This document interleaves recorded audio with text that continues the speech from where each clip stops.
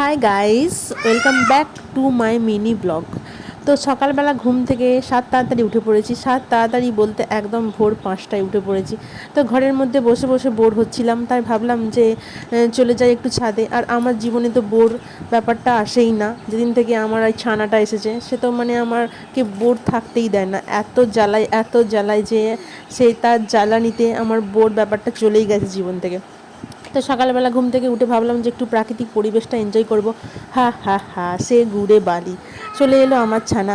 বললো যে বললো না, এমন একটা আবভাব করলো যে ও আসবে আমার সাথে। তো সেই জন্যই ভাবলাম তো চলো দুজনে মিলে যাই ছাদে, গিয়ে একটু মজা করে আসি। তো মজা তো মজা তো নয়, যেন সাজা।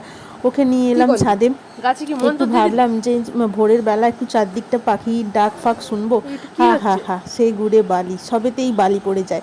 উনি এসে বাবু এদিক ওদিক করছে, এসে পড়েই আগে ছাদের মধ্যে দুটো সুইচ আছে, সেগুলোকে টিপে দেবে। তারপর জলের কল খুলে দেবে। কি করবে কিছুই বুঝে পাবে না।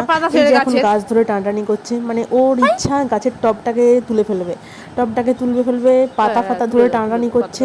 কি করবে কিছুই বুঝে পাচ্ছে না। এদিক ছুটছে ওদিক ছুটছে, ছাদের সিঁড়ি দিয়ে উঠে যাচ্ছে, তার ধরে টানাটানি করছে, জল খুলে দিচ্ছে। জীবনের শান্তি অশান্তিতে পুরো ভরপুর। যাই হোক, তো বর্ষা বাদলের দিনে তোমরা সবাই কেমন আছো? এদিকে আমি ছাদ থেকে আমাদের কাঠগোলাপের গাছটা দেখছিলাম। ওপর থেকে কাঠগোলাপের গাছটাতে খুব সুন্দর লাগছিল। যখন বেশি বেশি ফুল হতো তখন তো আরও সুন্দর দেখতে লাগতো, এখন অল্প স্বল্প ফুল হয় তাতেও ভালো লাগছে। আর এদিকে ইনি একটা পুরনো দোলনার স্ট্যান্ডটা রাখা ছিল, তার ভেতরে ঢুকে যাবে, ঢুকে গিয়ে কী করবে কিছুই বুঝে পাচ্ছে না। তারপরে আবার গাছের পিছনে পড়েছে। সারাটা দিন ব্যস্ততার শেষ নেই জীবনে। জীবনে এত কাজ করে ফেলে যে কি বলবো, কাজের আর জীবনের শেষ নেই। তো যাই হোক, ভিডিওটা এই পর্যন্ত। ভালো লাগলে লাইক করে দিও।